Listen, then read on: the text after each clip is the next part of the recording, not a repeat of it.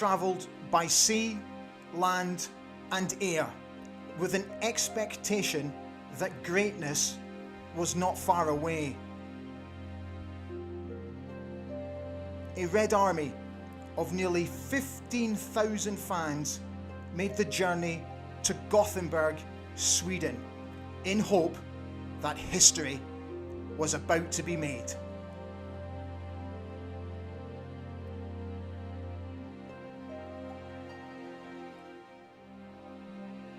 Jack Webster, journalist and Aberdeen fan, once said, "Grown men and women of Aberdeen granite stood on the slopes of Ullevi, the rain pouring down their cheeks, except it was not all rain.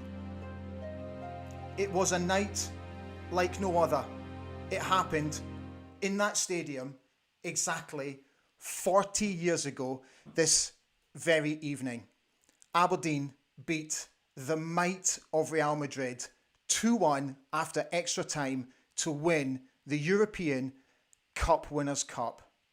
It was simply magical." Hi everybody, a very warm welcome to Ali Beg ABTV this Thursday night. I'm absolutely delighted to bring you what I'm hoping will be at least a 2-hour special.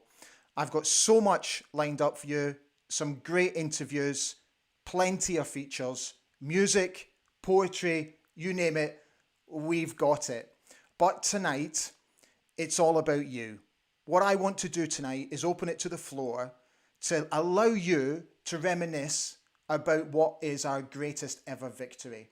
So if you want to get involved this evening, all you have to do is just under the video, just leave your comments. And as we go along tonight, all I will do is just read out your memories and your comments throughout the duration of tonight's show. So we're aiming for at least 2 hours. Thank you so much for being with us. If you enjoyed tonight's show, please don't forget to press like, and please consider, if you haven't already done so, subscribing to the channel, because I'm telling you, we've got big plans.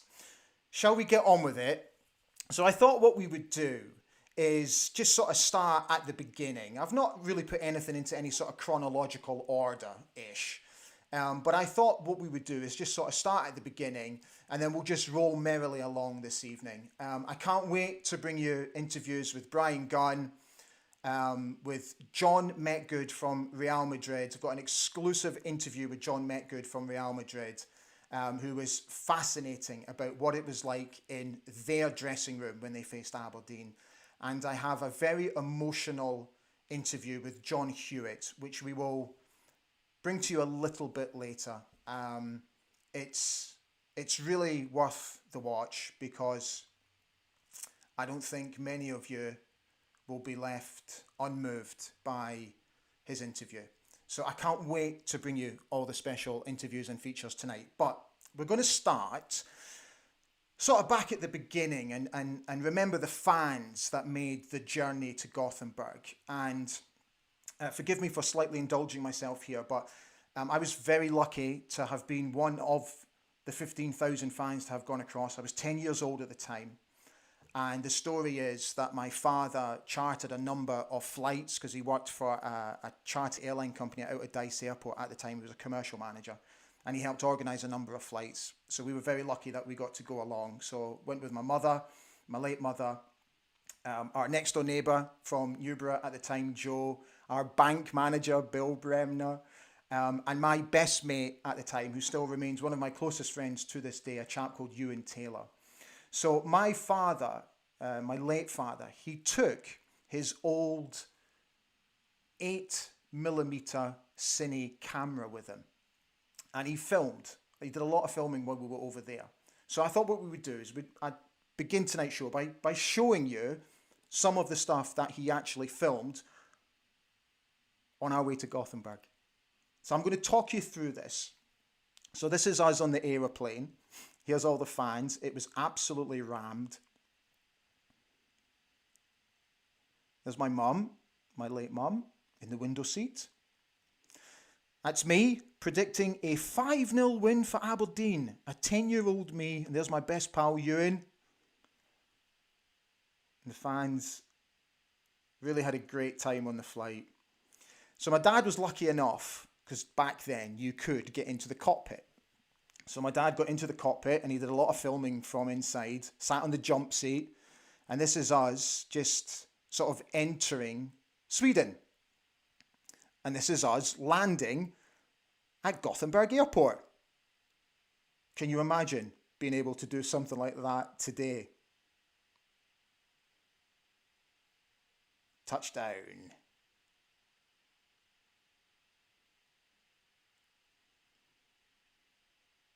That was met by a big roar from inside the plane. And here's the fans all coming off. All of them looking absolutely dapper. Now, I'm really sorry that there's no sound on these movies. Unfortunately, the camera didn't have a microphone. So, unfortunately, you can't pick up, but there was a lot of singing. Here's me and Ewan getting off the plane. Look at the state of that baseball cap. There's Bill Bremner, our bank manager at the time. Bringing up the rears, my mum, my late mum, with the duty free, I believe. There she is. Now this is us on the bus going from the airport into Gothenburg city centre. It was a fantastic bus. I remember it so well. It had TVs and everything. Can you imagine back in 1983, a bus that had TVs? So what we did was we made our way into Gothenburg city centre, and there was a specific bus sort of car park for all the fans that came off the flight. So we met all the other fans that came off the flights. And this is where it started to get really good and really exciting. So here we are, all off the bus. And then from there, we went and checked into our hotel and then made our way into Gothenburg city centre. And some of these banners will just never be forgotten. They're just brilliant. McMaster's got defence splitting balls. Now, by this point, it had already started raining. Now, if I remember correctly, it wasn't too bad sort of early afternoon, but it started to get really torrential sort of late afternoon. So we actually took shelter in what was an indoor shopping mall with thousands of other Aberdeen fans because the rain was absolutely chucking it down. My dad was a big fan of trams back in the day, so he took an opportunity to film some trams in Gothenburg. But that should also give you a feel for how damp it really was.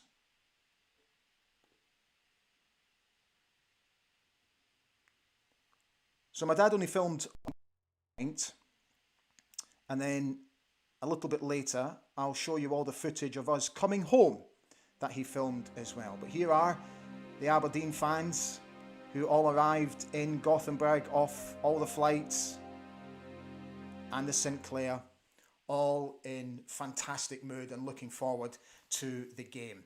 So what we'll do now is I'll bring to you my first interview. So a couple of years ago, I caught up with Brian Gunn, who was obviously Aberdeen's reserve team goalkeeper at the time, and he sat on the bench for the game. So I thought what I would do is I would jump on with Brian and just have a chat about his own experiences at Gothenburg, and he's got a fantastic story to tell, and he's also got his medal to show you as well. So I really hope you enjoy this interview with reserve goalkeeper Brian Gunn.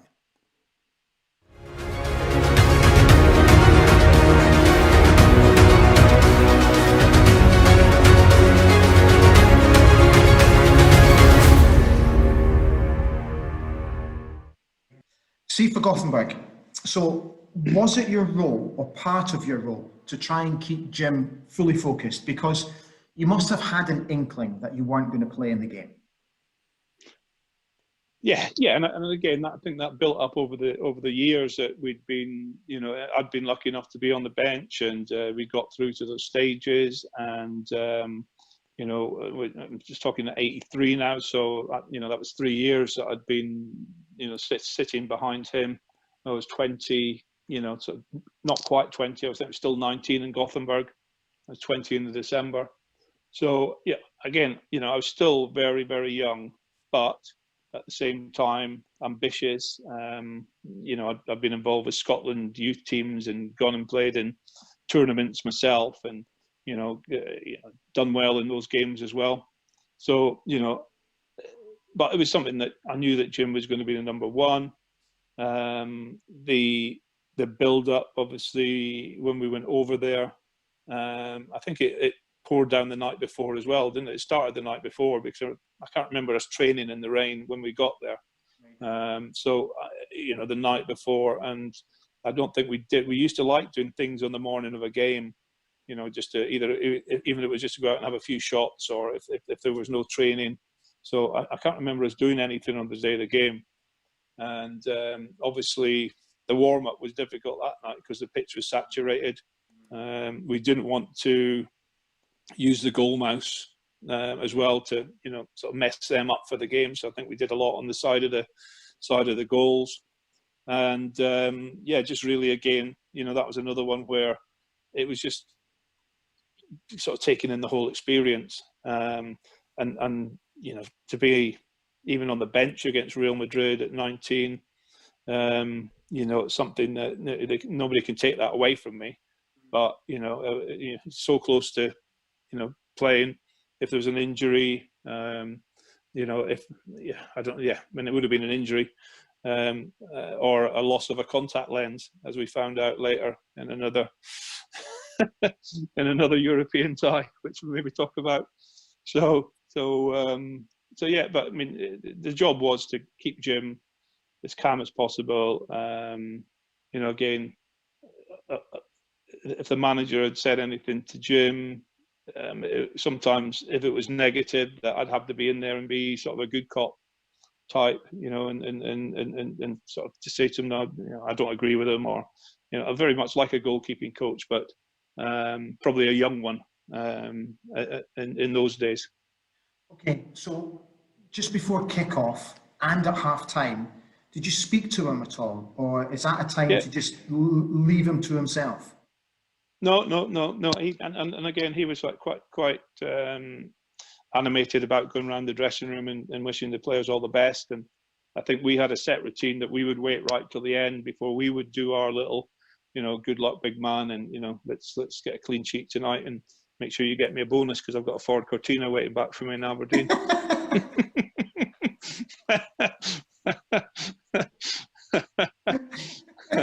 So, but and I think that was it. You know, go out there, and I mean, even at half time, it was Big Alex had that short pass back that got stuck in the water.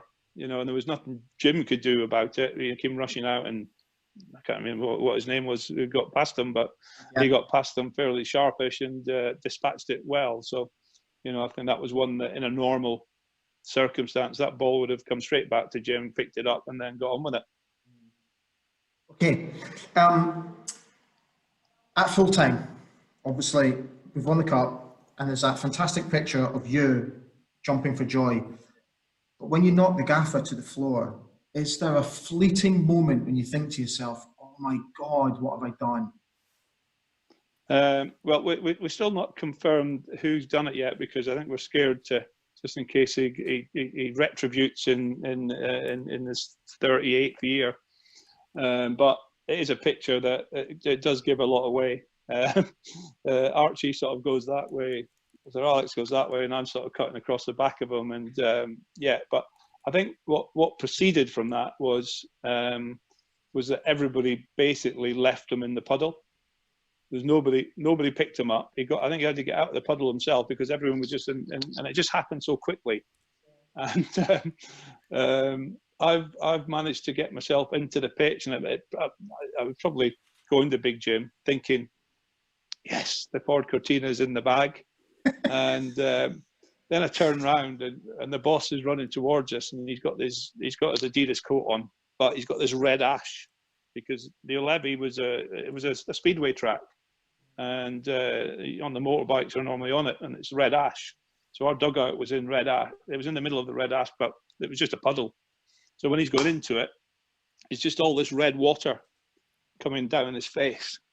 And He's coming towards me, and I'm thinking, oh no, that's it. Paul Crotina's gone now, but he just ran past me and went to Johnny Hewitt, and I don't think we've ever really talked about it until my testimonial match in '96 for against Manchester United, and I actually presented him with that picture. I gave him a picture that, you know, we went back a long way, and thanks a lot for supporting me in my career. But I don't know if you remember this one, and I don't know if he's got it up anywhere, but it's one that it does feature. It features a lot in the scrapbooks, a lot of the pictures that have been captured with the dugout and, you know, the end of the final whistle. I think there is a I don't know, a YouTube VT of the game, and I think at the end of it you see him with his wet hair and I think he might have cleaned himself down by that time, but he's doing his first interview. But he never mentions it. I mean, thank God for that. You know, he was too emotional about winning the cup, and, you know, everything else to think about who tripped me up. Who did you first run to at full time? I'm sure it was Jim, but I mean, again, we'd have been. You know, Eric Black was on the bench because he was subbed. It was Dougie Bell, wasn't it? Ian Angus, Stuart Kennedy was on there as well. Roland Arnott, the physio, Archie. It was just pandemonium. We were all there, but I'd imagine my first mission would have been to Jim, definitely. Although video pictures may prove wrong. Might have been Johnny Hewitt as well. Let's have a quick look at your medal. Just show me your medal. You still got it. Okay. Unfortunately, the box is broken at the back, but that's not a problem. Oh, that can be fixed. So the medal's here. Is it better that way? And then on the back, it's got the. Where's the camera? Where's that there? It's got 1983. UEFA. I think they've obviously changed the style of what they give now. I mean, this is. They give them around the neck now, don't they? They're coming over the top, and they put them in there. But this is nice just to find it again. You know, after about 10 years. And that's your original club tracksuit from the game as well, right? Yeah, that's my tracksuit from the game. Yeah. Do you still have the goalkeeper shirt from the game? No, I don't know where that went. I mean, obviously, that's a lot of charity stuff over the years, and I would imagine. I might be wrong. I tell you what, I might be wrong. I might have had it and given it away, or, you know, sort of signed it and it made some money. So me and Angus have got in the move here, we've got a big, massive holdall with our shirts in. I've not got many. He's got more than me now, even in his short career. So I just I gave a lot away to charity, and I've got nothing framed on the wall, and my wife wouldn't let me do that now anyway. She's, you know, she laughed at me when I came down with my tracksuit on tonight. Delightful little chip forward. San Jose's a covering player for Mark McGee. Hewitt's waiting in the middle. Yes, that is a magnificent goal for Aberdeen. John Hewitt celebrates. Off the back of that interview with Brian, he very kindly allowed me the use of these photographs, which are his personal photographs, which he actually took in the days leading up to the final. Aren't they just absolutely magnificent? Brian Gunn, who will be at the Marcliffe Hotel tonight for the gala dinner, which I know everybody is so looking forward to. Right, so what we'll do now is just start reading out some of your comments, and then we'll get to some of the other bits and pieces that I've got for you a little bit later. So what I'll do first of all is I'll just clear some of those lines first of all. Right, let's get to some of your comments. Thank you so much for watching. We've got nearly 200 folk on tonight, which is absolutely phenomenal. So thank you so much.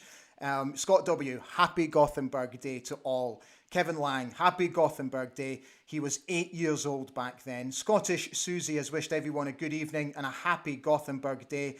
I've loved seeing all the posts all over social media today and hearing the European song on the radio multiple times. Brilliant. The Mad Ferret has wished everybody a happy Gothenburg Day.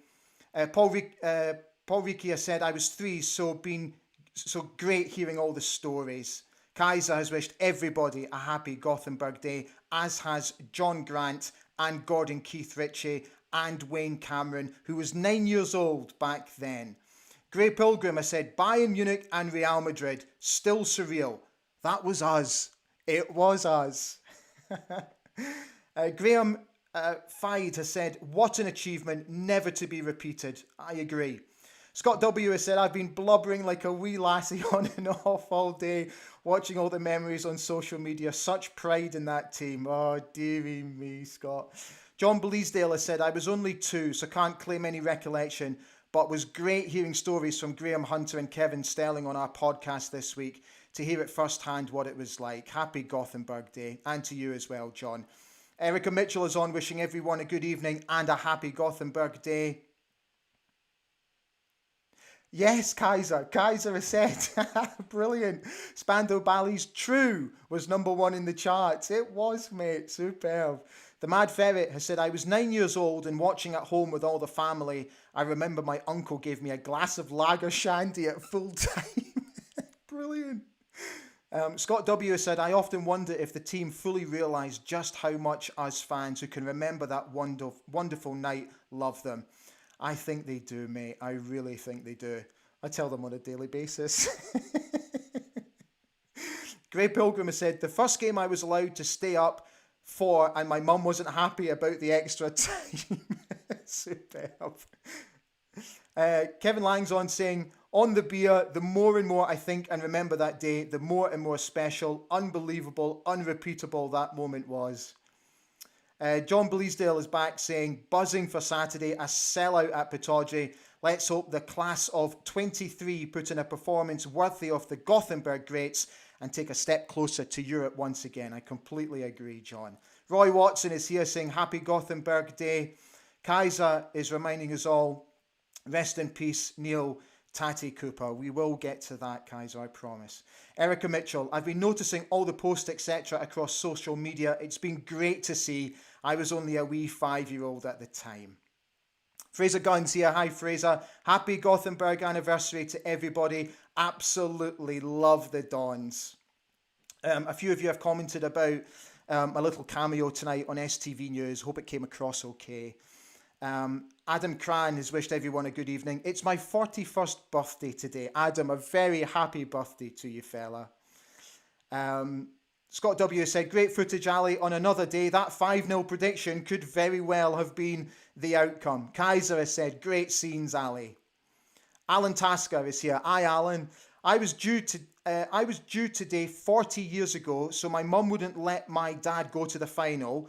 Then I came 2 and a bit weeks early. Even on his deathbed, he reminded me I stopped him going to Gothenburg. Oh, Alan, dear. So many of you are commenting about my dad's old cine footage. I'm absolutely delighted you enjoyed it. Al Mitchell's here. Hi, everyone. Great memories. My dad took me to my first game, 83. I was 8 years old. Jeff Moran is here saying, so many memories. The flight, singing all the way, seeing the cup in the shopping centre before the game, the weather, the support, the last minute free kick, Big Doug climbing the fence with a cup. Yeah. No Blaha is here saying, I scour all the old footage in the hope of seeing my old man. I do that even now. Yeah. It's amazing what you do, right? Scottish Susie has said, my mum told me this morning that she was doing the ironing during the final. Now, when do you remember doing the ironing from 40 years ago? Right, Susie, brilliant. Brian Reid has just said, just saw a good mate of mine, Tav, in that footage. Brilliant.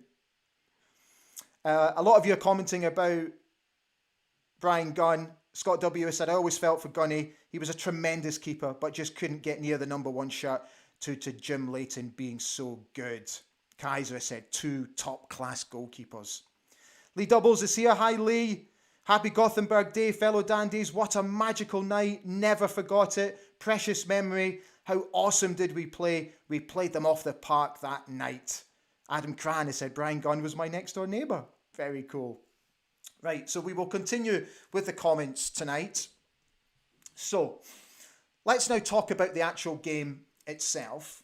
So what I've put together for you, first and foremost, I picked a quote from Sir Alex Ferguson, which he said In his pre-match press conference ahead of the game, it's just a line that I just thought was really interesting. He says, "We know we have no defined right to win, but I feel the players will respond to the occasion and give us a really good chance." He knew, didn't he? He absolutely knew. There was something in the air. He just knew. And the late, great Alfredo Di Stefano, he said, "The good teams are the ones who rely on 11 players, not just one. Aberdeen are one of those teams." That was in reference to a question he was asked about Gordon Strachan and how good Gordon Strachan was. Let's remind you of the great team that started the game that night. As if you actually need reminding. What a team. What a substitutes bench. What a bunch of absolute legends. Every single one of them. That was Aberdeen's starting 11 and the team that will forever go down as our greatest ever team. Jim Leighton, Doug Rugby, John McMaster, Willie Miller, Alex McLeish, Gordon Strachan, the late Neil Cooper, Neil Simpson, Peter Weir, Mark McGee, Eric Black, John Hewitt, Brian Gunn, Ian Angus, Andy Watson, and of course, Stuart Kennedy. This is the Real Madrid starting 11. All of them household names. Uli Stielike, Germany, West German international, who only the year before played in a World Cup final. John Metgod, who we'll be hearing from a little bit later in the show. An absolute stalwart at the back. Juanito, Santillano, names that used to put the fear of God into any defence across Europe, but not ours on the 11th of May, 1983. So to the game, and my thanks to Craig Walker and Ryan Cryle at the Press and Journal and Evening Express, who very kindly gave me permission to use some of these photographs so that you can remember what that night was like. Eric Black, only 7 minutes on the clock, put us 1-0 up. What a moment. Then 7 minutes later, Juanito equalised for Real Madrid. We then went to extra time, and the greatest moment ever in our club's history, when John Hewitt scored the winning goal on 112 minutes. It was a moment like no other, and to this day, 40 years later, every time I see it, I swear to God, it gives me goosebumps. It makes me smile, it makes me cry. It's just the most amazing moment that I think I've ever witnessed. And I've said it before, apart from marrying my wife and having my children, it's the greatest moment of my life. And it's something I don't think I will ever forget. And I'm so blessed and I'm so grateful to my late parents that they took me to the final. And as I said on STV News earlier, I use Gothenburg now as a tool to remember them. And I really hope folk who have lost their own parents can understand where I'm coming from, because it really was an unforgettable experience that I don't think ever will be repeated. And all the celebrations that are going on, not just tonight, but tomorrow and over the weekend, are so richly deserved for all our surviving members of the team. And to also not forget those who are no longer with us, who will also be remembered in the right manner. Medals that will be given to the late Teddy Scott's family, Chris Anderson, the Donald family, Dougie Bell, these guys who are going to be remembered. And it's just brilliant. I don't have words. I really don't have words. Right, so what I want to do now is just let me clear some space for you. We will get to more of your comments in just a moment, so bear with me.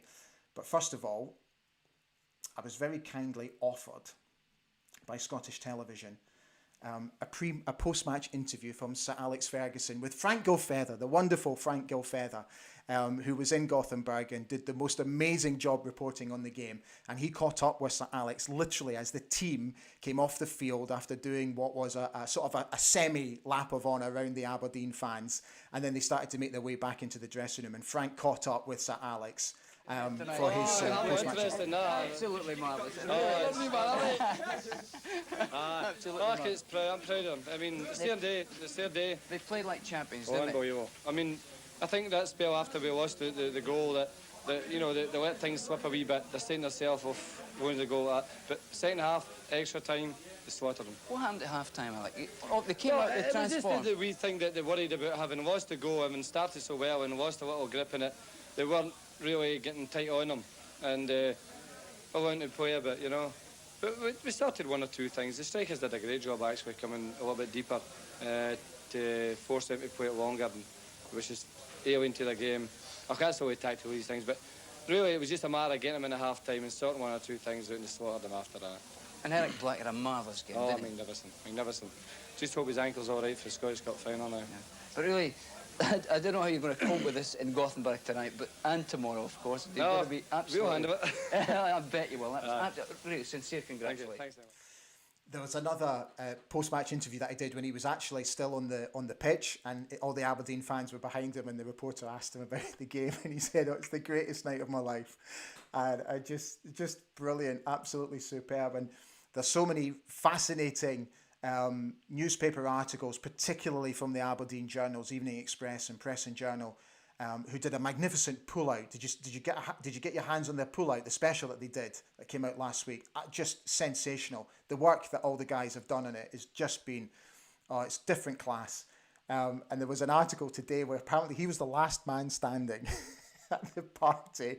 Afterwards, most of the players went to their bed because they were just exhausted, and apparently Fergie was the last man standing, which is just superb. Let's get back to some of your comments. I'm so happy that over 210 of you are on today. It's just, thank you for coming on. Brilliant. John Bleasdale has said, Brian Gunn with the original tracksuit, superb. Paul Ricci said, let's celebrate by hitting the like button. Yeah, thank you. Don't forget to like if you enjoy, and subscribe as well, please. That was great. Kaiser said, if the pitch wasn't waterlogged, would have won more comfortably. I agree, Kaiser. Robbie the Pict has said, we're the Dons from Aberdeen and we're the finest you'll ever seen. Brilliant, Robbie. Paul Donaldson has said, watch some of the old TV news footage of the Aberdeen fans on YouTube the other day. It's just great. Best bit was the announcement that somebody had handed in a set of false teeth on the ferry. And could the owner please reclaim them? It's just magic. I do actually have a little story for you, sorry. So I swear to you, this is true. So we came out of the stadium to get the bus to take us back to the hotel. And I promise you, this is true. So the fans were everywhere. It was bedlam. It was absolutely bedlam. And it was amazing. You know, as a 10-year-old, it was quite late at night. I was so tired. I was getting tired, cold, miserable, all that. But also, I was just so excited after watching the boys win. And I'll never forget, a taxi pulled up, stopped outside the stadium, the door flung open, and this guy fell out of the taxi. And the reason I remember it so vividly is because he had on a kilt. And as he fell out into the gutter, sort of back first. So his head sort of came out first, his body followed him, and his legs went up over the top of him, which meant his kilt fell down. And he was left lying in a very awkward position, exposing himself to everybody. And my mum quickly grabbed Ewan and I and sort of covered our eyes. And then what happened literally seconds afterwards is bagpipes followed him out of the car and landed on top of him. And his poor soul. So my dad and Joe, my neighbour, and Bill, who I was telling you about, who were there with us, they picked him up. And I swear to God, I will never forget this line in all my life. He said to my dad, what time is kickoff? He'd missed the game. He missed the game. I swear to God, he was so drunk. He missed the game. And I think upon the realisation of knowing what had just happened and that he'd missed the game, he very quickly sobered up. And we made sure he was okay and they set him on his way. And it was the talk of the adults on the bus on the way back home. He missed the game. Oh, God. Never forgotten it. Unbelievable. Charles Craig is on. Hi, Charles. How are you? An extra special football memory session in the Gothenburg lounge this afternoon. Archie Knox and a few players took time to chat. Amazing, Charles. Amazing. Also humble. Oh, that's absolutely brilliant.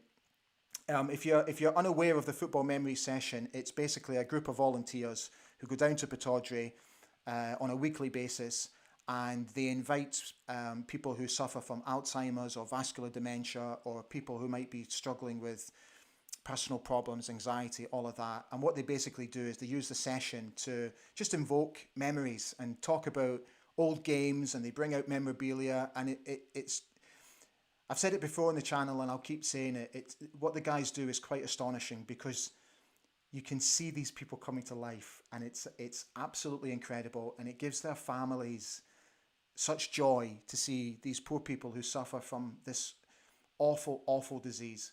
And I'm so happy, Charlie. That's absolutely brilliant. Thank you for letting me know. Charles Howier said that he's still got the newspapers from that day. Fantastic. Robbie the Pict, rest in peace, Neil Tatty Cooper. Yeah. Charles Howier said, was also great that the players were all Scottish. Absolutely, mate. Gary Mack was there, lived in Norway at the time, drove all the way. Brilliant, did you? I think that's Ian R. I was 16, just about to leave school. I was so glad I grew up to witness those amazing times and that fantastic team. Still doesn't seem real somehow. Yeah, it doesn't, mate. I know. Rod Cow is asking if I'm ending the show with a rendition of the European song. I'll spare you. I want to keep people watching, mate, not drive them away with my singing. Gary Mack has said, was there with my dad and brother and my dad's mate. It was my brother's 11th birthday. Brilliant. Transmission GGB has said, mental to think in 1981, we had Bobby Clark ending his career and Jim and Brian Gunn in the books as goalkeepers at that time. That's just in goal and just shows what a great squad we had. Noel Blaha is here. Hi, Noel. I was only 3, so don't remember watching the game. I have memories of the horns from the boats in the harbour and then the parade the next day. It was such a monstrous time. It was etched in my mind. Transmission GGB has said, I thought this was normal for a Dons as a 6-year-old when we won that trophy. I completely agree. Totally get that. David Gold, I wasn't born till 84, so missed the glory days. My dad was lucky enough to be a season ticket holder through these times. Still has his season book from 83 and a programme from the match in Spanish. Brilliant. Keith Mackey, Sion was my first game at Pataudry. After that, I was hooked. Memory of Gothenburg was watching at home and jumping off my folks' sofa so high when John scored. I broke it when I landed. No Blaha, so glad my dad was able to attend, and his stories of the journey and aftermath will live on for generations in the Blaha family. Ewan Grant is here. Hi Ewan, you okay? Evening all and a happy Gothenburg day to all. My dad is claiming he had a hand in the win. Every time he went up to the bathroom, we scored while he was in there. I really hope he wasn't in the bathroom when John Hewitt scored the winner. Mark Munn is here. Hi Mark, come on you Reds. Let's get into Europe and honour our incredible legends. Still the only team to beat Real Madrid in a Euro final. Stand free. The Phoenix is rising. John Grant has said, what a memory. Big lump in my throat. We were amazing. Transmission GGB is asking, how much film did your dad have for that camera, as those few clips must have used up quite a lot? To be honest with you, I genuinely can't remember. What I do remember is what he did was he got them converted from the small, I think they were really small, and then he got them converted into those really big reels, and he had an old movie camera, a home movie camera, where we used to watch stuff like the Keystone Cops, do you remember that? And holiday movies. And I remember that he had it on this big spinning reel. And occasionally we would bring the old Gothenburg footage out. So yeah, that's my memories of that. The only thing that I'm gutted about is that he's not on the film at all, and I'm a little bit devastated about that. Because now that he's been dead 15 years now, and I don't have anything of him on film, and yeah, I just sometimes wish my mum had grabbed the camera from him, Phil McLean said he wasn't born until the 16th of May. Oh, you just missed out, fella. Ian R. I skipped an exam to go see the cup parade when they returned. Good lad. I like that a lot. Gary Mack, we were there. Excuse me. And we lived in Norway at the time. Drove over with my dad's only cassette. Bloody Rod Stewart on constant repeat was on my bro's 11th birthday. He's 51 today, so happy birthday to your brother, Gary. I hope he has an absolutely fantastic day. Oh, wow. Mark Martin said, I watched the Cup Winners' Cup final on a black and white TV with my favourite uncle in Greenock. Brilliant. Laura McLean is here. Hi, Laura. I wasn't born until 87, but I remember being told all about it when I was little. Right. I'll keep these comments going as we go through the night. Right. So let's now get this from a Real Madrid perspective. So a couple of years ago, when I wrote my book European Nights, I spoke to John Metgod, was able to get in touch with him, and he very kindly offered me his time for the book. So I got in touch with him again and said, look, I appreciate that you've done some stuff for me for the book, but I'd absolutely love to get you on tonight's show. And he said, of course, no problem. So I really hope you find this interesting. So he basically takes us inside the Real Madrid dressing room to get a flavour of what it was like to face Aberdeen in the Cup Winners' Cup final. Here's former Real Madrid player Johnny Metgod. Hi John, it's great to see you. Thank you so much for jumping on today on what is obviously a very special anniversary for Aberdeen. Can I take you back to the days after the semi-finals? Were you surprised that you were going to meet Aberdeen in the final? Me personally, no, not really. Because it was only my first year in Madrid. And when I was in Holland playing for AZ Alkmaar for 6 years, I played in the UEFA Cup final against Ipswich. You could see the English football and Scottish football. So I knew that it was going to be like a proper game, and certainly not underestimating anybody.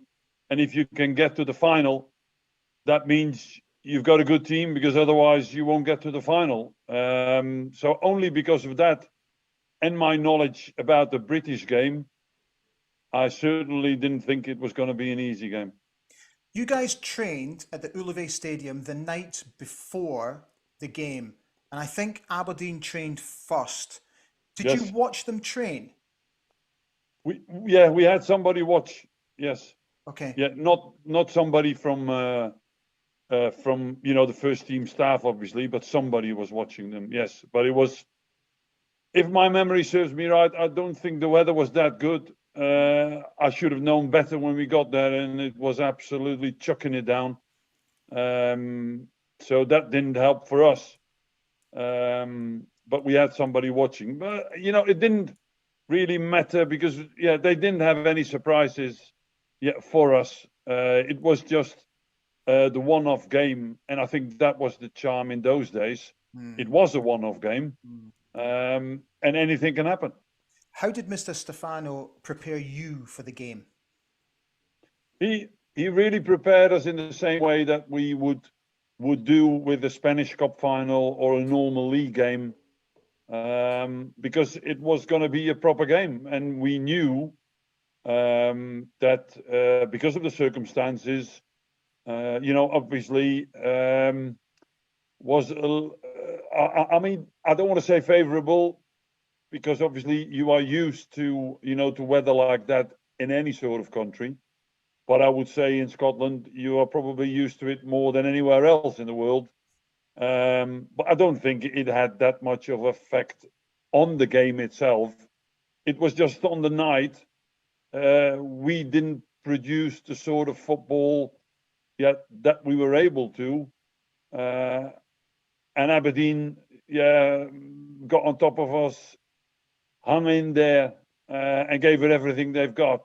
And on the night, I think they deserve to to beat us and to win the cup, even though it was very disappointing for us. But it's just one of those things. If it's a one-off game, you never know.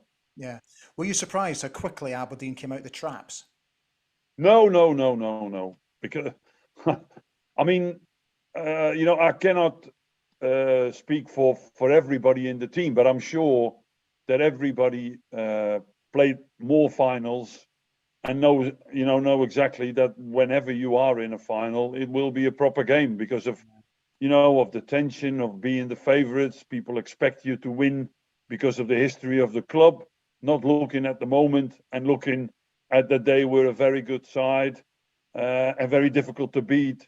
And they would come out and really have a go at us, not only in the first 10 minutes, but for the whole game. And so we knew that. We weren't surprised. It was just, disappointing from our point of view that we weren't able to play, let's say, our normal style of football.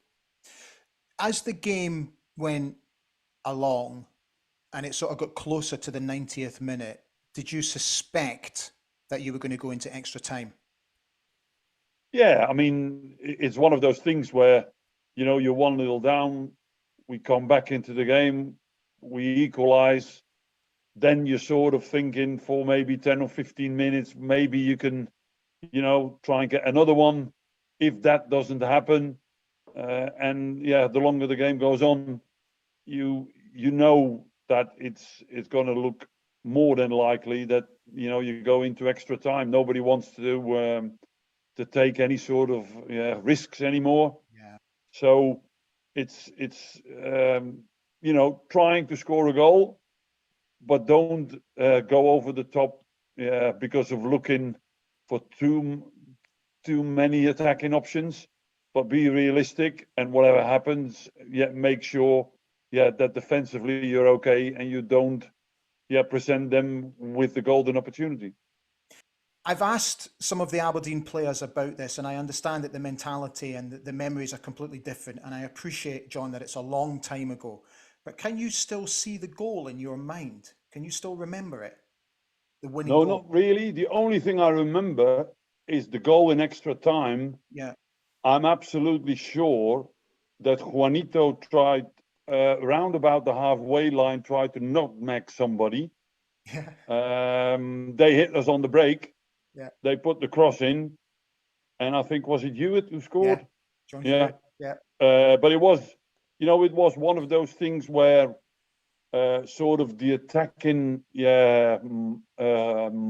minded player or the attacker is looking to try and create something, taking a bit of risk, and it didn't work out. And instead of, sort of presenting for us an opportunity, it presented one for them. And they took it. For you, in your mind, because there was only a few minutes left, was it game over for you? Well, we knew it was going to be very, very hard because, as I said before, that a British team, English, Scottish, or whatever, is going to give it everything they've got and play with their hearts and make it as difficult for you as you can. And once you give them a lead and something to hang on to, then you know for sure that they're going to fight for their lives. So, yes, it was possible. You just hope there's going to be one sort of golden opportunity. I don't think that really came, did it? No. We had your free kick right at the end of the game. Literally, almost the last kick of the game, where we all held our breath. Yeah, but it wasn't, it wasn't like the clear-cut opportunity, if you want to call it like that. It was, it was something that could be dangerous, but it's a set piece. Yeah. Just to finish, did you ever swap a shirt with any of the Aberdeen players at the end of the game? I think so. I'm not sure. You'll need to check your collection. Not sure. I think so, but I'm not really. I mean, I've got all my shirts, tucked up in the attic. So I don't. And as you can imagine, it's not it's not an occasion where I'm going to go through all the boxes to try and find that particular shirt with the memories that I've got of that game. Although I think the only positive for me that came out on the night was at least I started off Sir Alex Ferguson's international career off in the right manner. Right. So I think he owes me big time for that one. Well, you need to give him a call and remind him. Yes, absolutely. Brilliant, John. Listen, thank you so much for coming on today and spending some time with me for the show tonight. I really appreciate it. Thank you so much. Pleasure. Lovely to see you. Bye-bye. Delightful little chip forward. San Jose's a covering player for Mark McGee. Hewitt's waiting in the middle. Yes! That is a magnificent goal for Aberdeen. John Hewitt celebrates. Don't forget to press the old like button and feel free to subscribe if you're enjoying what you're watching tonight. So I thought you'd like to see this. So this comes courtesy of StatsBomb, who actually put together the stats for the game. Honestly, it makes for such fascinating reading. Look at the possession. So we had 40% to their 60%. We had 10 shots on target to only their 3. We had 21 in total to their 18. It's just fascinating. Tackles won, 31 to their 49. Pressure, 217 to their 257, whatever that means. Total passes completed, 317 out of 438, I think that is. And as Sir Alex Ferguson quite rightly said, we absolutely battered them. Okay, let's get a couple more of your comments on before we bring a little bit of culture to the show tonight. Transmission GGB has said, we showed them how to play football on a rain-soaked ground when teams would have lumped it in the air. He goes on to say, hard to believe we had to qualify to get into the first round. I know, Sion, my first ever home European game as well. Robbie the Pictor said, shame about Stuart Kennedy injury, a fantastic player for Aberdeen. Scottish Susie has said, I was just 4 and I remember my mum kept me off nursery and my sister and brother off school to see them come home with the cup and then went to Pittodrie afterwards. What an amazing team we were. Transmission GGB went on to say, also hard to believe Real Madrid played for penalties against us in a European final. Scott W has said, for me, it's the greatest achievement in Scottish football history. I agree 100%, Scott.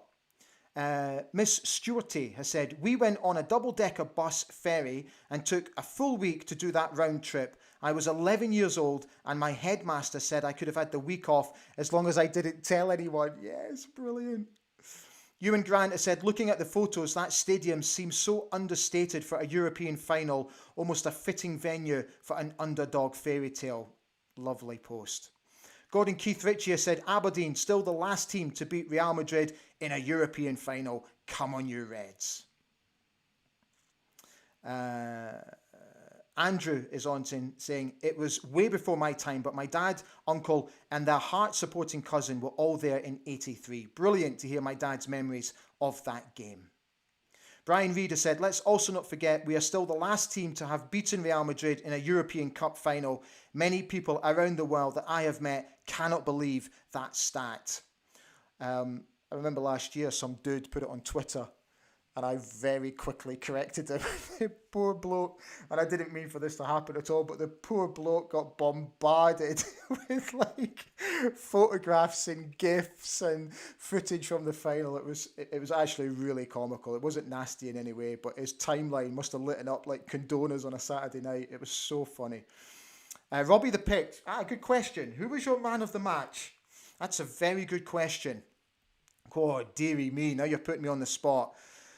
Oh, there were so many great performances that night. Willie Miller, Gordon Strachan. For me, it's got to be Peter Weir. I think Peter Weir was he was unstoppable that night. His mazy runs down the left. It's got to be Peter Weir, yeah.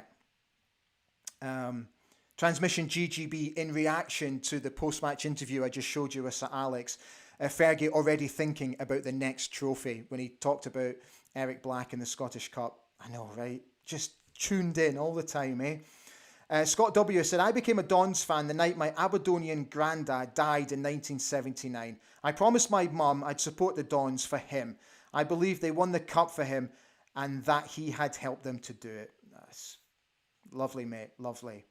1X1 has said, Eric Black, just hope his ankle is okay for the Scottish Cup final. We just beat Real Madrid in a final. Only Fergie. I know, it's amazing, isn't it?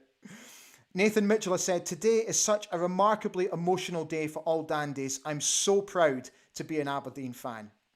Gary McIntosh says, I remember that cup run so well. My dad, brother and I were at every home game in the run. We missed the final as my dad was offshore. 1X1 went on to say, wonder how many kids like myself this match made a Don for life. Transmission GGB is reacting to an earlier comment about somebody putting across the tannoy about some false teeth that were found. And he's asking, weren't those teeth found in an apple that one tried to eat? I so hope that's true. Graham Goodbrand is here. Hi, Graham. My parents and older brother Gavin were over on the St. Clair. Mother was 6 months pregnant with me at the time. So technically, I say I was in Gothenburg. Brilliant. Gary McIntosh has said, my mum took us out of school early and we managed to get to the Egg and Dart and we were waiting for the open top bus. I was standing on the high wall waving like a nutter at the bus. Miss Stewarty's back saying, I remember our journey home and coming through Glasgow and we'd covered all the windows with newspaper articles and pictures of the celebrations. Brilliant. Doric Dave's here. Hi, fella. How you doing? Late to the party. Good times indeed. Still buzzing. He remembers being on Union Street, watching the bus coming through the crowds. Just bloody awesome. Yeah, magic. Right, so now we're going to get a little bit cultural with you. So a good friend of mine is a chap called Finn Hall, who is a wonderful chap, and he's quite a magnificent poet as well. And he responded to one of my social media posts with a poem. So I quickly got in touch with him and said, please do me a favour. Will you recite this poem for me so that I can show everybody on the show? Which he very kindly obliged. And I really hope you enjoy this as much as I did. Finn Hall. 40 years? How long? Really? Wow. It just seems like, well, not quite yesterday, but certainly not 40. They say the city emptied. Now, that's not how I remember it. The city was heaving, jumping, dancing, singing, celebrating the winning. I watched on TV on an extra long break from work. Work. It was not work going back out. Taxi business, busy, streets heaving, people leaving bars rejoicing, sing when we're winning. We were. We did. In the rain over there. Can't recall if it was here, but nobody cared, even those who got soaking wet. A night we will never forget. 40 years. Wow. Thank you so much, Finn. Really, really grateful to you that you took your time to do that for me. Now, I know that a lot of you have now heard of this band from Aberdeen called the Funky Red Pandas, who wrote a song which is just one of the greatest things I've ever seen, titled Karl-Heinz Rummenigge, and you can see it on YouTube. Go onto YouTube to see the entire video, but the guys very kindly sent me a snippet for you to enjoy, and I love it. The Funky Red Pandas. Karl-Heinz Rummenigge, that looks gonna make it bigger. Karl-Heinz Rummenigge, yeah, he's so fly. Karl-Heinz Rummenigge, that looks gonna make it bigger. Karl-Heinz Rummenigge, but then he met Willie Miller.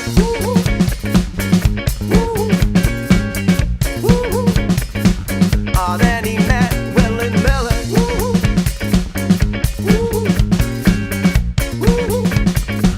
Yeah, then he met Karl-Heinz Rummenigge. That looks gonna make it big. Delightful little chip forward. San Jose's a covering player for Mark McGee.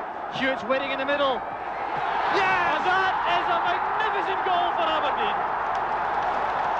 John Hewitt celebrates. Thank you to the guys at the Funky Red Pandas. Please check them out on YouTube. Absolutely brilliant.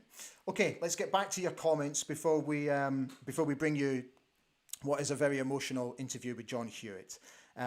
Okay, so Transmission GGB has said, my gran was in South England visiting family and said if they weren't showing the game down there, she was... Bob Bruce 67 has said, I was 15 and went to all the home games. The only time I ever won the sweeper of the Peterhead supporters bus when I drew the over 6 goal ticket for the game against Sion. Brilliant. Kaiser said over 100,000 out on the streets to see the Dons victory parade. Denise 1394 was there with my dad and my little sis. My dad is now 94. First time I saw him cry with happiness. Up the Dons. He will be there with me on Saturday. Lovely. Grey Pilgrim, yeah. Saturday's going to be such a special day for so many people. Bill W has just said, just back from my 9-year-old's football training, which I'm lucky to help coach. Had to educate them about matters 40 years ago today. Come on, you Reds. Al Mitchell has said, I was at Pittodrie when they came back with the cup in the South Stand with my dad. A lot of you are commenting about the Johnny Metgod interview. I'm really delighted that you enjoyed it. Ewan Grant has said, just watched John Hewitt getting emotional speaking about the final. I knew this would happen, but that's me greeting as well.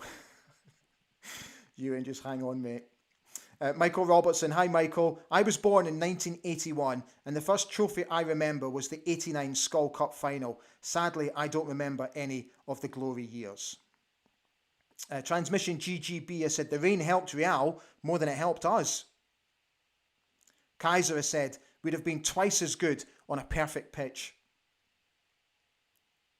Robbie the Pict, there's nothing better than thunder and lightning at a cup final. Kenneth McPherson is here. Hi, Kenneth. Got the Teddy Scott testimonial programme featuring the team in the yellow Hydrocyn hoodies. Yeah, brilliant. Kaiser said 2-1 flattered Real Madrid. It did. Scott W has said, it's interesting hearing opinions from losing finalists compared to winning finalists. The loser never remembers much about the game. Grey Pilgrim has said, Johnny Metgod has a Don's jersey, but he's not going to go and get it. He's not a sore loser, not at all. Delighted you enjoyed the interview with him though, Grey. Kaiser said, good hearing from Johnny Metgod. I'm sure he went on to win other trophies. I think he did. Paul Donaldson, John Metgod. Fantastic goal he scored for Nottingham Forest on the 101 Great Goals video. Free kick from around 40 yards. Thankfully, he didn't do the same in Gothenburg in 83. Mark Munn has said, when you really step back and look at this achievement from an all-Scot side, it's mind-blowing. Best Scottish team ever. Jim Balfour has said, that's a brilliant interview. At least he's got something positive to spin about Fergie. Hope you're well, Jim. Wayne Cameron, the stats are staggering. I know, it's amazing, right? Mick Maguire, not everyone watched from Scotland. Watched as an 8-year-old Irish lad with my dad. Probably the only one over here. 40 years on, still obsessed. Have been travelling over for games ever since. Stand free. Brilliant, Mick. Mark Munn, who said, born in Greenock, I was the only Aberdeen supporter in primary school. Chris Howie, in regards to my opinion on who was man of the match, completely agrees. Peter Weir. Robbie the Pict, good call. Malcolm Park, hi Mal, how you doing, fella? Evening all, late to the party. Can anyone listen to that commentary at the end without tears coming to the eye? Hewitt waiting in the middle. Yes, from the late Ian St. John. It's just the best piece of commentary. Paul Donaldson has said, not just Bayern Munich and Real Madrid in the Cup Winners' Cup that season, Barcelona, PSG, Spurs, Inter Milan, all those huge clubs, Aberdeen came out winners. Great post, Paul. John Grant, what a classy guy John Metgod came across there. Sean Wilson has said, was 15 at the time and lucky enough to be there. Flew out with my dad and his friend. Best match ever. And he lost his virginity to a lovely Swedish girl. 2 great results in one day.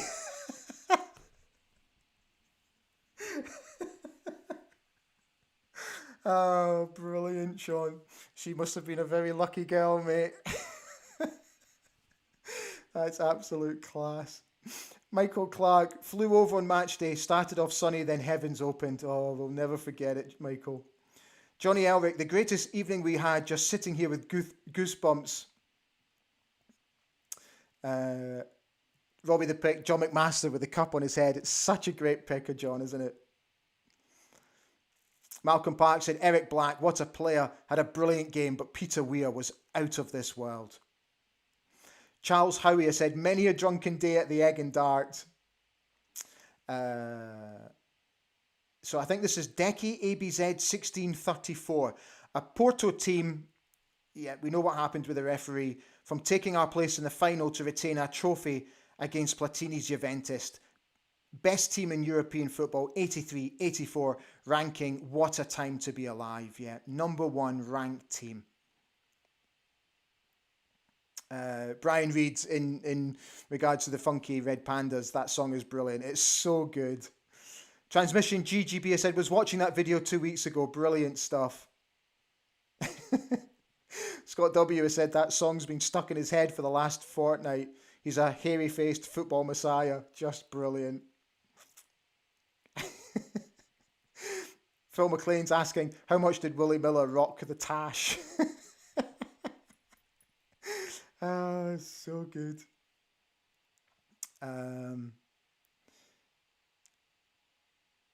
Michael Clark says, arrived, went straight to a pub in the centre of Gothenburg. Atmosphere was electric.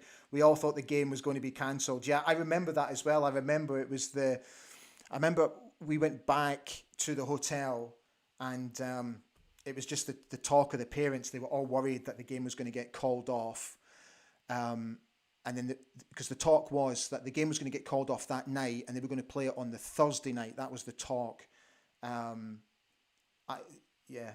Thankfully it didn't.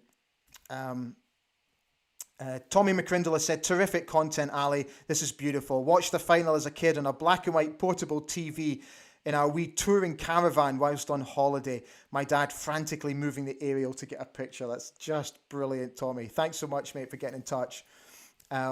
Jim Balfour has said, a boy in Perth has the Ullevi Stadium flag, climbed up the pole for it. No way. Really? Oh, that's sensational. Gary McIntosh, in 83, my neighbour worked at AFC. We were dragged out of our beds early one morning and we got photos taken with the Cup Winners' Cup and the Scottish Cup. What a memory. What a year. Brilliant. Robbie the Picked, Jock Brown and Billy McNeil, legendary commentary. Gary Mack, been delayed from going offshore, sourced a ticket for tomorrow, but looking for a match ticket on Saturday. So if anyone can help Gary Mack, a lot of people are looking for tickets. The Gallo Glass, we're still on a bus heading home when all the celebrations going on. Got to a deserted Pittodrie on the Friday evening. Fantastic trip. Wiltoon 83 Cat, my dad was there and he's no longer with us. I've still his programme and match ticket. He was only 27. Oh, mate. Love you, Dad. Stand free. Malcolm Park. Greatest football memory for me, on Eric Black's shoulders, holding the cup. Brilliant. And he goes on to say, Wiltoon, in response to his, I'm sure he'll be there in spirit this weekend. I'm absolutely sure he will be, mate. Okay. So, let's get to John Hewitt. So, this interview is roughly half an hour long. And like Brian, I caught up with John a couple of years ago, and I just think it's really important to show this video as often as I can, because first and foremost, John is absolutely brilliant about the game. He's really fantastic about the game, and it's so interesting to get his thoughts on just the whole event. But I think what is really telling is how we finish our chat. So what we'll do is we'll run the video, we'll run the interview, and then I'll see you on the other side in about half an hour's time. Here's John Hewitt.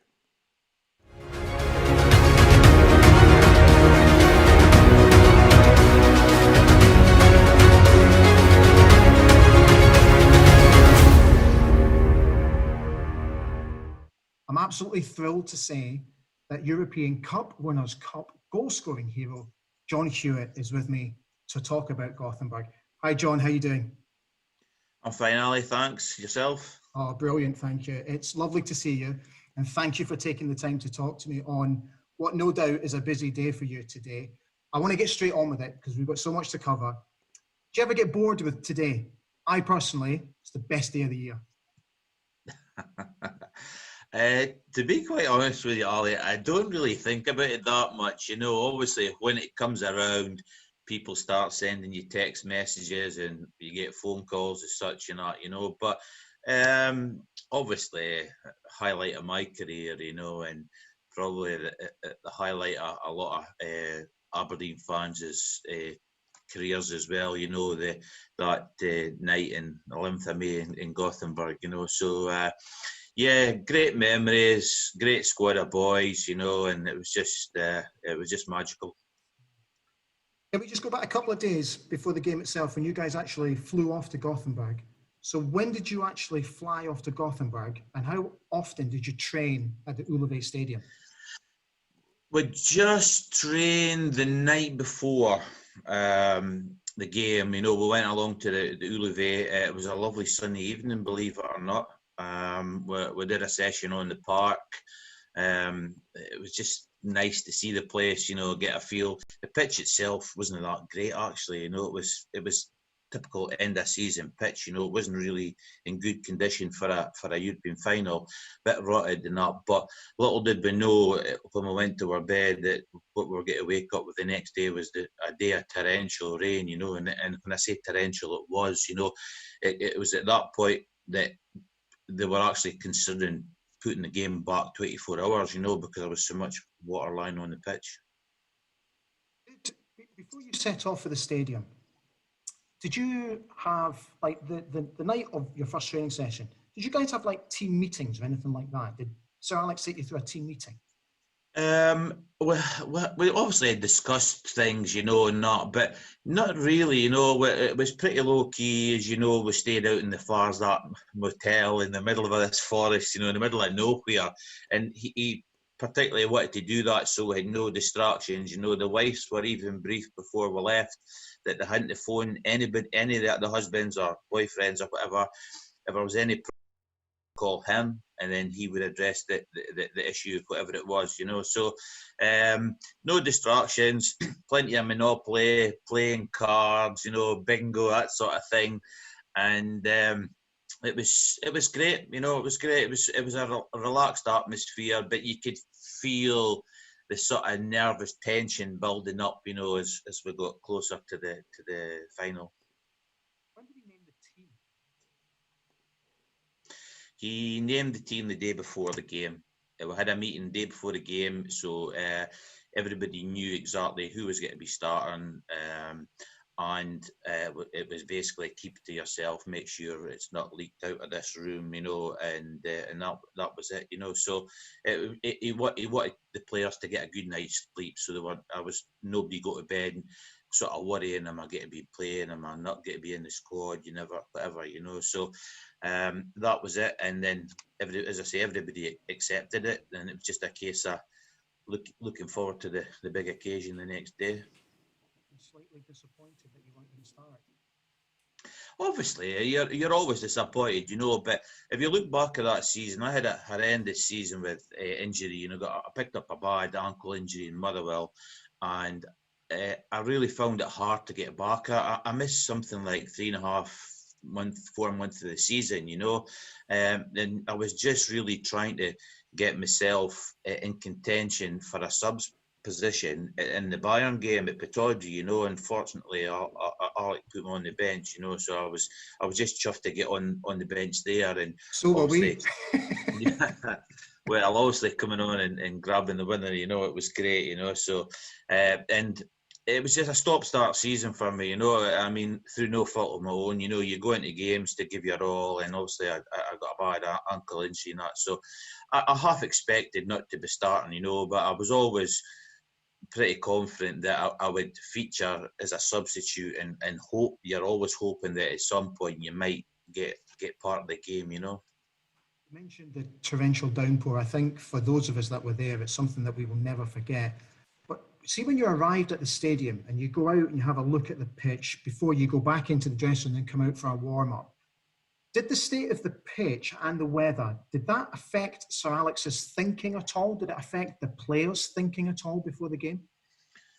Not really, you know. Obviously, it was horrible, you know. It was just one of these that you had to adapt, you know, and that was it, you know. And to be quite honest with you, I think Aberdeen adapted far better than Real did. You know, if you look at the game over the 90 minutes, we should have actually won the game in 90 minutes and not in the 120. But when the players knew that they had a job to do, you know, they had to go out there, stick together, even if things went against us early on in the game, you know, and to let it affect us and just keep playing, and hopefully the opportunities would come along, you know, and we'd try and take one or two.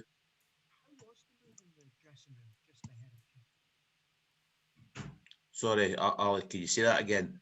How was the mood in the dressing room just before you came out into the tunnel?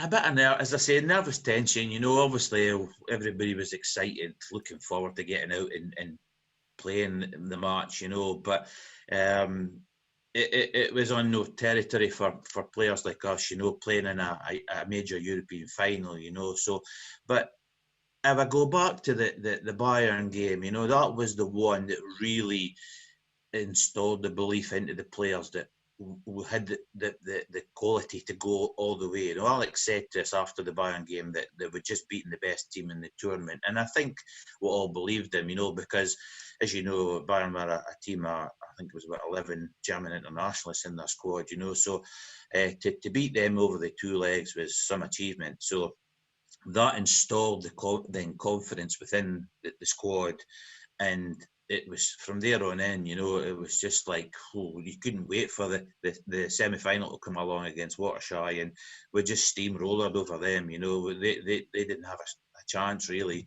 So getting to the final, you know, again, Alex said this all, you know, you honestly don't believe what a chance we had. You know, he'd had Real watched a few times, and he just says, stick together, believe in yourselves, you know, and you'll beat them.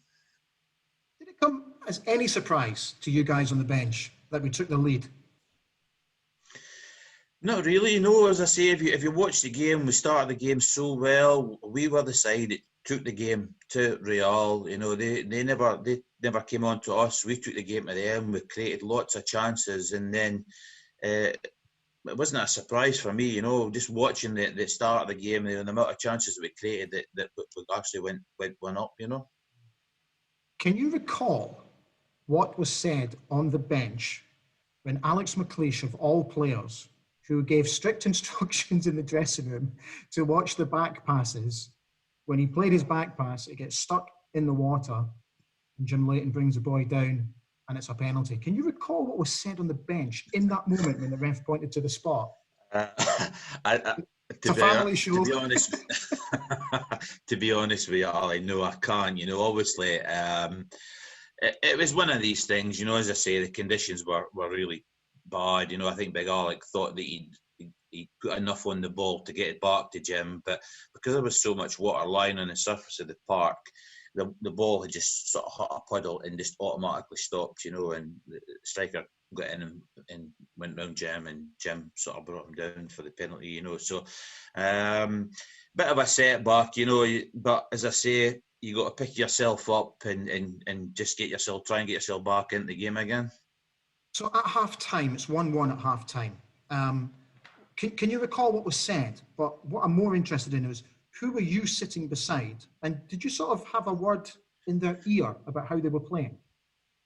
No. At half time was the manager and Archie's time. You know, they would sort of speak to you, give you any instructions or anything that they felt that we could be working a bit better on, that they would relate to the players in the team. You know, so you don't really get much time. You know, it was wet, it was cold, so guys were drinking tea and whatever else that it was in the dressing room, and it was just a case of trying to regroup and go out with a positive attitude again for the start of the second half, which we did, you know, and we again created more chances, you know, but unfortunately we just couldn't get that vital second goal in the 90 minutes. quite intrigued, John, because when you're sat on the bench and as you're watching the game progress and as the clock is ticking down, I'm wondering if you were ever tempted to sort of turn to Sir Alex on the bench and say, "Come on, boss, put me on." Oh, I would have loved that. I'm sure some of the rest of the boys would have as well, you know. But no, that's his job, you know. That's why he's a manager, and that's why he's the best manager that we've ever had, you know, the country's ever had. So, no, it's amazing, you know, how quickly the game goes. You know, it's before you know where you are, you're looking at the clock and you're thinking, God Almighty, that's 70 minutes played, you know. So it really goes quite quickly. So it's something that Alec always said to us when we played in big games, to go out and enjoy the game as much as you possibly can. Don't come in after the game, sit down and say to yourself, I never gave them it all, you know, I didn't enjoy it, you know, because you might never ever get to another final, you know. I'm speaking about domestic finals, but this was an actual European final, you know, so it was a huge occasion. But no, I was always hopeful that I would maybe get the opportunity to get on at some stage in the game. Unfortunately for Eric, you know, he picked up a knock, and that was my opportunity to get onto the pitch. So was it Sir Alex Ferguson that gave you instructions before you went on, or was it Archie Knox that gave you instructions? Yeah, no, Alex told me to go and get a quick warm up, but as you saw, you know, it was so difficult because it was torrential rain.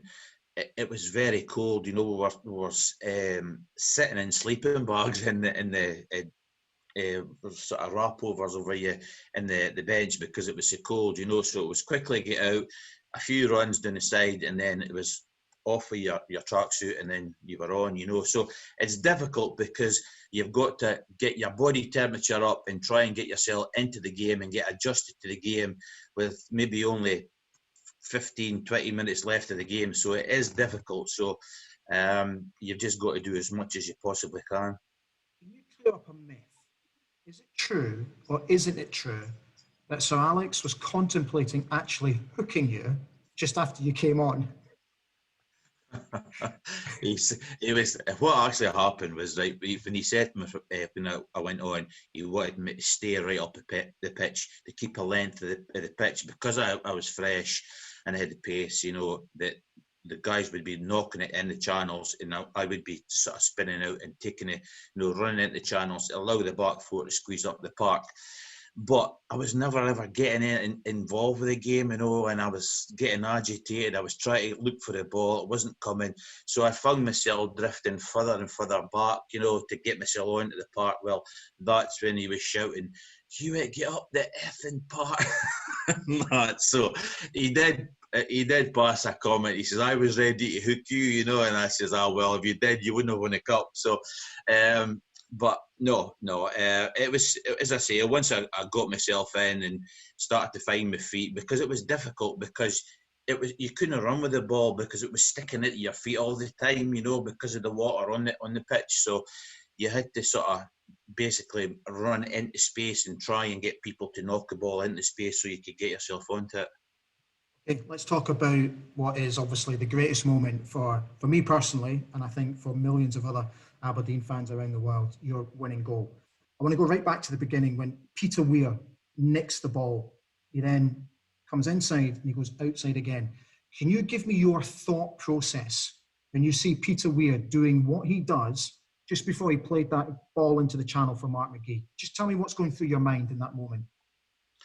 I was just basically, like probably the rest of the teammates, focusing on watching Peter, see what he was going to do with the ball, you know. And you're right, he beat 2 or 3 players, clipped a beautiful ball down the left wing, and Mark had made the run out to get himself onto the ball, you know. So as you can imagine, I was sort of tearing down on goal with no marker, which I found quite hard to believe.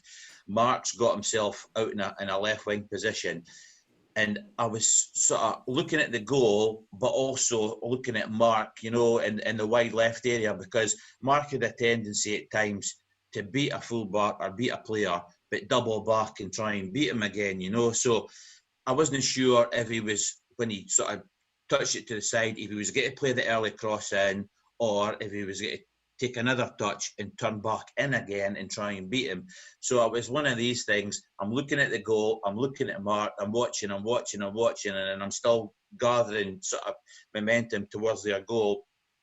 And then I just saw him take a touch to the side, and I knew he's going to play the cross in. So I started to make a move. And I was astonished that the goalkeeper was basically rooted to his line. You know, I don't know if he had a lapse in concentration or whatever, but he was rooted to his line. And when the ball started to come across, when he started to move, I knew it was by his hands. So basically, I just really had to fall on top of the ball, you know, let it hit my head and direct it into an empty goal, which I did, you know. And that was it. You know, I was nothing more to it. It was as simple as that. It's I'm getting goosebumps talking about it now. It's an unbelievable moment. And the celebration. How often over the years have you taken stick from your teammates for that celebration? Yeah, I still get stick to this day, you know, about doing the Highland fling, as they were saying. So, again, I don't know. I mean, as I say, I picked myself up. My hands were covered in mud, so I sort of wiped my hands in my shirt and sort of run across to the side to acknowledge the fans, and then Big Doogie assaulted me, and then after that, I don't really remember much, you know, but. It was great. Obviously, I scored at a time I wasn't aware that it was going to be the winning goal. You know, I just knew that I'd put us 2-1 in front. You know, and can we hold on to that lead? Can we extend it? You know, I wasn't sure at the time, but everybody was giving their all because obviously there wasn't that long left in the match. You know. Their free kick right at the death. Did you look or did you turn away? No, I was in the wall. I was in the ball. I was in the wall. Yeah, as soon as it flew past the outside of us, I glanced and I just saw Jim diving, and I thought, oh no! But I mean, if that was the back post, it basically shaved it outside of the back post. It was so close, you know. But it was like, oh, huge sigh of relief, you know. I just thought, oh no! But obviously it went wide, you know, and we knew then, once Jim took the bye kick, that hopefully the referee was going to blow for time, which he did, you know. So when he blew for time, who were you? Yeah. Who were you closest to, and who did you celebrate with first? I honestly can't remember. I would have to go back and look at the video to see, you know. But it was one of these things, you know. Whoever was closest to you, your arms were around each other, and everybody was so elated with what we'd done, and it was crazy. I remember, I think Big Ben sort of knocked Fergie to the floor when he came out of the dugout, you know, and it was a scramble. But it was just pandemonium on the pitch, you know, because we'd won the game. Can you recall what Alex said to you when he first got to you? Can you remember that? Again, I honestly, I couldn't tell you because it was just one of these things. Yeah, everybody was sort of running about and congratulating one another and hugging one another, and you know, it just seemed to pass so quickly. When did it sink in? It sunk into me the following day when we came back to Aberdeen. You know, after the game, the wives came on our bus, and then we all went back to the Farzat Motel. I mean, the wives, they were staying in Europa Hotel in the centre of Gothenburg when they came across, so they were having a right ball of a time, but we were out in the middle of nowhere, you know. So after the game, they came back with us. We had a meal with the full squad, the directors, everybody was there. But it was very low key, you know, because I say, horrible night. We had an early morning flight. I think it was about 9:30 we were flying back the next day. Some stayed up, some obviously went to bed. I do recall at one point looking out of the room window to see it was Mark and Gordon Strachan still with their gear on the springboard, and it was beautiful sunshine outside, you know, so they obviously hadn't been in their bed, but it was great. It was so good. But getting back to when it sunk in, you know, we flew back to Aberdeen, and then when we landed, there was people standing on the roof of the airport, And then from there on in, once we boarded the bus, we came back in through Bucksburn up North Anderson Drive. And then we got to where it was the Egg and Dart at the top of Queen's Road, then turned on Queen's Road. Now, there's loads of people lining the streets here. It was just thousands and thousands of people. But when we got to the top end of Union Street at the junction, and we just sort of turned, I mean, the bus was probably doing about 2 miles an hour, it was just crawling. When we just turned the corner, that's when it really hurt me, just what we'd achieved, because you couldn't see Union Street. There must have been 250,000 people on Union Street that day. There was people hanging out office windows, on both sides of the street. It was just a sea of red and white and people, it was amazing, absolutely amazing. And then that's when I started to think, God almighty, just what we'd achieved the night before, Obviously, you received all the plaudits for scoring the winning goal, super sub, all that kind of stuff. But what I found really interesting when we met a couple of years ago when we did the blog together was that you were quite determined to let me know and the readers of my blog know that this wasn't about you. This was about a team and a group of guys that had been together for a wee while. Why was your bond so tight, John? I think all down to the manager, Ali. When Alex came to the club, he told everybody he was a winner. He wouldn't accept nothing else than winning. If you weren't a winner, there was the door and on you go, So he installed discipline, which was very good. Good habits, training with him and Archie was excellent. They were so thorough on our opponents. Every time we played a European tie, they would watch our opponents. They had dossiers on everybody, individuals from the goalkeeper right through. Day before the games, we would sit in the dressing room after training, go through the whole dossier, and then he would explain where he felt their weaknesses were and their strengths were and how we would combat that to play against them to hopefully go on and win the match. So very, very thorough, Alex and Archie. But it was just a special group of guys, Ali. We used to meet up once a month on a Sunday. Alex would give us a Monday off, so it was Egg and Dart. We'd go have a bite to eat, watch a football, a few beers, and then the ones that were left standing would end up Mr. G's Sunday night, and then obviously Monday off, and then back at training Tuesday, preparing for our following game. So, but it didn't matter what 11 went on the park. They knew that we'd stick together, we'd fight each other's corner, and no matter if it was Forfar or Rangers where we were playing, it was, let's go out, we've got a job to do, let's get the job done, and then move on to the next game.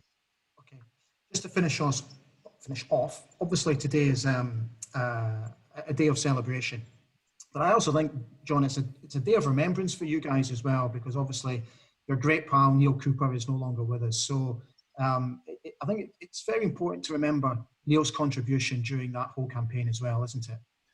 Oh, yes. Well, you probably might see, I'll just stand up. I'm getting a bit emotional here, but on the 2018 end of season dinner at the Aberdeen Exhibition Centre, at the start of the dinner, Neil, he won the heads and tails, which we knew it, when we saw him getting up on the stage, we thought, oh no, guaranteed he's going to win it.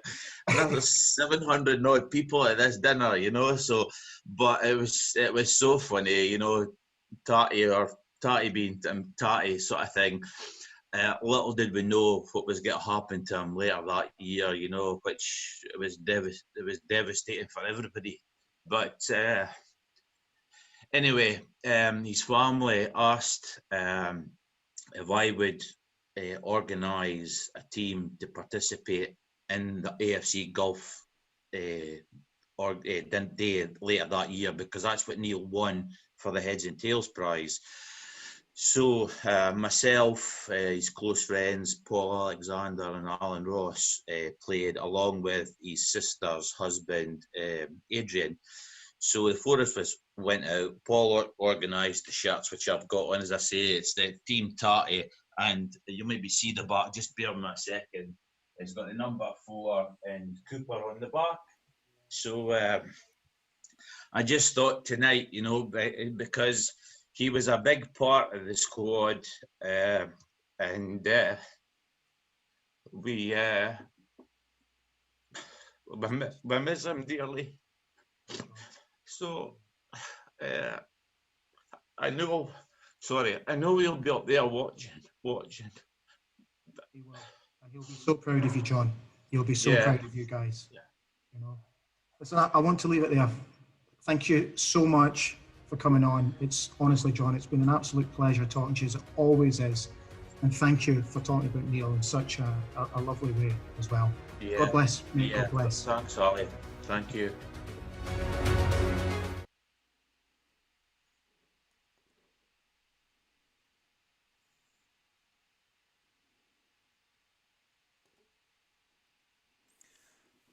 Neil Tatty Cooper, a guy who was taken from his family and his friends far too young and will never ever be forgotten by us Aberdeen fans. And I just think that interview just goes to show how much he was loved by his teammates and how much he meant to his teammates. And I'm sure they'll be raising a glass to him tonight, tomorrow, and on Saturday as well. And he will forever be missed, but he will always be in our hearts. Neil Tatty Cooper, who once called me a poor man's Gary Barlow. Oh, what a guy he was. I really hope you enjoyed the interview with John. So let's get back to your comments. Thank you so much again for staying on and sticking with us tonight. How do 1% govern 99% has said he wasn't alive in 83, but he went to Gothenburg to see the stadium and took in a game there. Gordon Keith Ritchie has said, I skipped school on the Thursday, went to Pittodrie to see the Cup. Paul Kirk has said, I was 8 in 83 and the greatest night in my life.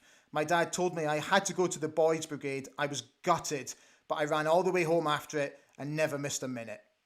Biker Scout 74 has said, 40 years ago, I was 8 and 2 lifelong passions about to begin. First Aberdeen beating the mighty Real Madrid and then seeing Return of the Jedi at the Odeon Justice Mill Lane. AFC and Star Wars for life. Very cool, mate. Al Mitchell, I was at a night event at the DD stands where John spoke about his goal. It was a great evening. Andrew said, I went to Gothenburg with Middlefield Boys Club in 1984 to play in the Gothenburg Cup. We got a tour of the stadium and we all pretended to be John Hewitt scoring the winning goal. Fantastic. Alan Nicholas said, played against Johnny Hewitt when Champion Street was on. You could tell he was just a totally different class player. Transmission GGB, Hewitt started it in Motherwell in the Cup and finished it against Real in the Cup Winners' Cup. Great post transmission. Scott W. has said, John always comes across as a very humble, down-to-earth guy. At times he almost seems embarrassed by the attention. Kaiser said, yeah, John's a tremendous guy. He really is. He's an amazing man. John Grant, I love listening to Johnny. Any other team, he would have been an automatic pick, but great guy to bring on. Sugarland, how you doing? One day removals. Any comments from John on the jury members he fronted? I have no idea. Paul Donaldson has said, if today's rules were in place in 1983, would Jim Leighton have been red carded for that penalty incident? What a good point. I think he would have done, Paul. He was the last man, wasn't he? Great post, fella. Michael Clark was booked on a ferry in Gothenburg Harbour after the game celebrated in town. Found it by homing into bagpipes. It was the ferry everyone had duty free out. It was like a new year, hugging and crying. Brilliant, Michael. Deaky ABZ 1634. Roll on tomorrow. We the two Malcolm Parks, father and brother, heading to Pittodrie to honour this Cup Winners' Cup winning team, finally getting freedom of the city. No need to thank me, Deaky. Absolutely. Kaiser said, with no picking the ball up from the back pass now, McLeish probably would have punted the ball up the park. He certainly would. John Grant has said, I'm sure John said he never watched the game back again. I genuinely don't know. I've never asked him, John. I do know that Gordon Strachan has only watched the game back once, and that was only a few years ago. And he said the first thing that he did after he watched the game was he phoned big Alex McLeish and said how good we were on the night. I remember he told me about that. Michael Scott said, love this interview with Johnny. Absolute hero for us. The image of him heading that ball will live on forever. What a moment. Brian Reid, what a humble guy. Loved that interview. Denise, 1394, takes it all back. Love it. Transmission GGB, I'm going to cry. Sorry, mate. Kaita, absolutely love John. Tremendous stuff. Al Mitchell's in bits. Sorry, mate. Scott W, beautiful ending to the interview. Scott W, legends will never die. The Mad Ferret, that was so moving. Sorry. Tommy McCrindle said, this is emotional. Scottish Susie said, that's got me crying all over again. So many legends were made that night. We'll never forget Tatty. Biker Scout 74, Neil Cooper, legend. He'll be looking down with pride. Bill W, he's crying. Brian Reid, wow, just wow. Tatty was a true legend, and to see John get so emotional. Well done, guys. Gary McIntosh, it's a brilliant interview from a brilliant guy. They're still legends. Legends never die. Malcolm Park, rest in peace, Tatty. Legends never die. SITV Network, cracking interview with John Hewitt. I remember when I was younger, he phoned my dad once and I picked up the phone. It was John and I couldn't believe it. This was when I learned about Gothenburg. Superb. David Scott, I was 10 years old. Stuff of dreams it was. Ewan Grant, John, second time he's had me greeting tonight. Legends never die.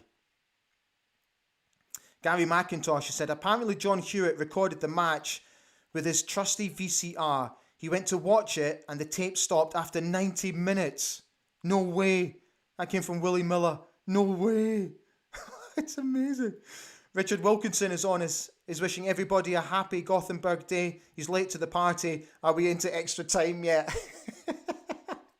Brilliant, mate. We're not far off, fella. Doric Davis said, I went into team recruitment in Aberdeen years ago, walked into the office and John Hewitt is sitting there saying hello. I froze and stumbled. You're John, he says. Aye, Hewitt. Magic. That is so good. Gary Micah said, had a job interview with John when he worked at team recruitment. Never got the job. I was sat in front of one of the greats. I never had a chance. Jim Balfour, can everybody just stop crying? Oh, it's hard. It's hard. Right. Okay. So, got a couple of more bits and pieces to show you. Just before we do, I just want to drag something in before I forget. So, just let me drag that in. Okay. So, what I've done is I've selected a few, only three, newspaper headlines from back in 1983, just ones that I was only able to find on the internet.